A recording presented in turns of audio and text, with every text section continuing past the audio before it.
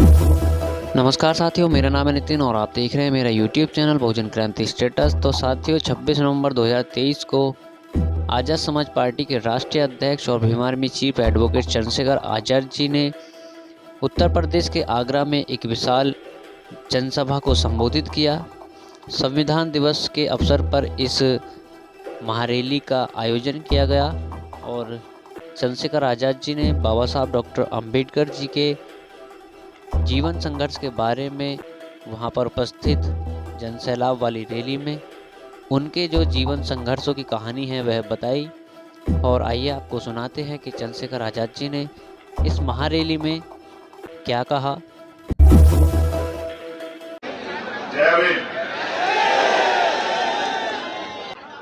ज्यादा नमन करता हूं आज उन महापुरुषों को जिनकी वजह से इस देश में लोकतंत्र है, जिन्होंने देश को संविधान दिया, जिनके कारण आज मेरे जैसे प्राइमरी स्कूल के हेडमास्टर का बेटा आगरा की इस पावन धरती में अपनी बात को रख रहा है। राष्ट्रपिता ज्योतिबा फूले, छत्रपति साहूजी महाराज, ईवी पेरियर रामास्वामी नायकर, पेरियर यादव, डॉक्टर बाबा साहब अम्बेडकर, बाबू जगदेव प्रसाद कुशवाहा, जननायक कपूरी ठाकुर, महामना रामसु वर्मा, संतराम बी प्रजापति जी, चौधरी चरण सिंह जी, संत छोटूराम जी, मान्यवर दीना बाला वाल्मीकि साहब और मान्यवर काशीराम साहब को नमन करता हूं। मैं आपकी मानसिक स्थिति को समझता हूं। हमारे लोग कुर्सियों की अहमियत नहीं समझते हैं, इसलिए कुर्सी होने के बावजूद भी बंदियों की तरह बल्लियों से चिपक के खड़े रहते हैं, लेकिन कुर्सियों पर नहीं बैठते। जो समाज कुर्सी की अहमियत नहीं समझता, कुर्सी भी उससे बहुत दूर रहती है। और मेरा यह विश्वास है कि लोकसभा के चुनाव तक अपने साथियों की मेहनत के बलबूते संगठन के रूप में भारतीय जनता पार्टी के बाद आजाद समाज पार्टी सबसे बड़ी पार्टी 2024 के चुनाव में बनने जा रही है। मुझे जहां नौजवानों के संघर्ष पर भरोसा है, वही पार्टी के सीनियर नेताओं के अनुभव और संघर्ष पर भी भरोसा है कि जिस संकल्प के साथ वो मैदान में आए हैं, वो संकल्प भी जल्दी पूरा होगा। माननीय काशीराम साहब कहा करते थे कि तमन्ना सच्ची हो तो रास्ते हजार होते, और तमन्ना अगर झूठी हो तो बहाने हजार होते।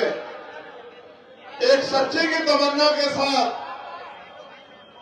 हम लोग इस आंदोलन में निकले। और आप ये जानते हैं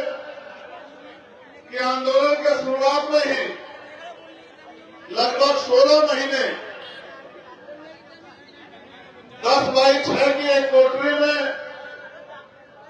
समाज के स्वाभिमान सम्मान की लड़ाई को लड़ते हुए लगभग 500 से ज्यादा रातें मैंने जेल में काटी। उसके बाद देश की सबसे बड़ी जेल तिहाड़ में भी मैंने दो बार, एक बार जब दिल्ली में सदगुरु रविदास जी का गुरु घर तोड़ दिया, देश के साथियों के साथ हमने आंदोलन किया और लगभग 2 महीने से ज्यादा हमने 96 लोगों ने जेल काटी। फिर जब एनआरसी को लागू करने के लिए सरकार ने दमखम लगाया और मुस्लिम भाई पूरे देश में अपने आप को अकेला महसूस कर रहे थे, उनकी पीड़ा को समझते हुए पूरे देश में भीम आर्मी ने आंदोलन किया और बड़े आंदोलन में लगभग 29 दिन दिल्ली में गिरफ्तार होकर दोबारा मैंने तिहाड़ जेल में संघर्ष किया और परिणाम यह हुआ कि सरकार को अपना एजेंडा, चुनावी एजेंडा रोकना पड़ा। उनको ये समझ आया कि जब आप जाति और धर्म के नाम पे अपने राजनीतिक एजेंडे को सेट करने का काम करोगे तो भीम आर्मी आजाद समाज पार्टी के नेता संविधान के आधार पर काम करते हुए आपको रोकने का काम करें। उसके बाद किसान आंदोलन हुआ। जब देश का किसान, उसके खिलाफ जो कानून बने, उन कानूनों के लिए कि वो कानून किसी तरह से खत्म हो जाए, लगभग एक सामाजिक गैर बराबरी और आर्थिक गैर बराबरी दूर करने का प्रयास करना चाहिए। सामाजिक, मेरे साथियों, बाबा साहब की बात, इसको कहने का मतलब ये था कि राजनीति में हम लोग कामयाब हो जाएंगे, लेकिन राजनीति में गैर बराबरी तब दूर होगी जब सामाजिक गैर बराबरी दूर हो जाएगी और आर्थिक गैर बराबरी दूर हो जाएगी। आज भी हम उसको झेल रहे हैं। आज भी जबकि भारतीय संविधान छुआछूत भेदभाव को नकारता है, लेकिन फिर भी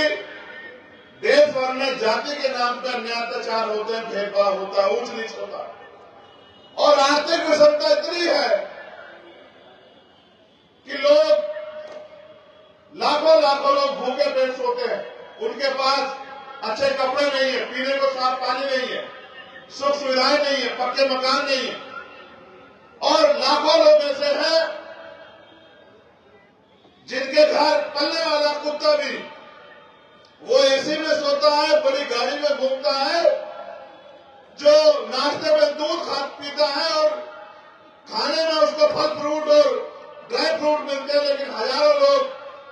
भूखे पेट सो जाते हैं क्योंकि उनके घर में खाने को राशन नहीं। ये विषमता दूर हो,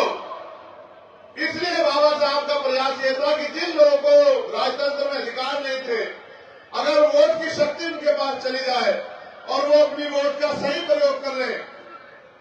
समझदारी से, तो उनका भी राज आ सकता। उत्तर प्रदेश में माननीय काशीराम साहब के नेतृत्व में आपने प्रयास किया और एक समय ऐसा था कि आपकी राजनीतिक हैसियत थी, लेकिन आज आप महसूस करो, जो लोग हम पे सवाल खड़ा करते हैं, हमारे संघर्ष पर सवाल खड़ा करते हैं, आज आप महसूस करो कि 2012 में हम लोग नहीं थे, 2014 में जब वो सुनने में हम लोग नहीं थे, 2017 में जब वो 18 सीट पे हम लोग नहीं थे, 2019 में जब मिले गठबंधन में वो 10 सीटों पे तब हम लोग नहीं। हमने तो इस काम को तब शुरू किया 2020 में जब हमने देख लिया कि इनको कुछ करना ही नहीं है,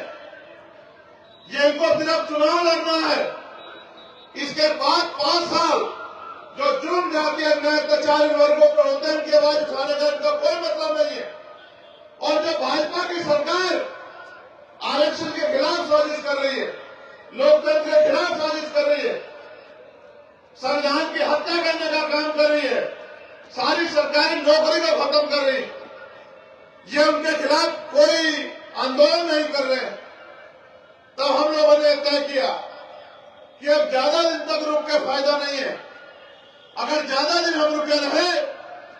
तो एक समय ऐसा आ जाएगा कि लड़ाई खत्म हो जाएगी, ये देश फिर से राजतंत्र के हाथ चला जाएगा, जिसका प्रयास मोदी जी कर रहे हैं कि चंद पूंजीपतियों को मजबूत कर रहे हैं और बाकी व्यापारियों को, छोटे व्यापारियों को खत्म कर रहे हैं। जो सरकारी नौकरी हमें पैरों में खड़ा करती थी, उस सरकारी नौकरी को खत्म कर रहे हैं। ठेका, संविदा, इनके नाम पे आरक्षण की हत्या करके अपने लोगों को बिठा रहे हैं, लेटरल एंट्री से अपने लोगों को बिठा रहे हैं। तब हमने इस काम को शुरू किया और आज आपके संघर्ष से देश भर में चर्चा है कि राजस्थान को 3 तारीख के जो परिणाम आ रहे हैं, वो परिणाम ऐतिहासिक होंगे। आजाद समाज पार्टी के बिना, आरएलपी के बिना सरकार नहीं बनेगी राजस्थान में। अगर आज ऐसा माहौल हुआ है, इसके लिए उत्तर प्रदेश के लोग बधाई के पात्र हैं, क्योंकि मेरा जन्म उत्तर प्रदेश में हुआ और मुझे संघर्ष करना आप लोगों ने सिखाया, मुझे ताकत आप लोगों ने दी है। अगर आप लोगों ने संघर्ष न किया होता, मेरी साथ न दिया होता, तो शायद आज राजस्थान में ये विश्वास और प्यार मजबूत नहीं होता। राजस्थान के लोगों ने तो मन बना लिया। बहुजन समाज से जुड़ी ऐसी ही खबर पाने के लिए वीडियो को लाइक, कमेंट, शेयर और चैनल को सब्सक्राइब जरूर कर लें और बेल आइकन दबाना ना भूलें ताकि आपको नोटिफिकेशन मिल सके।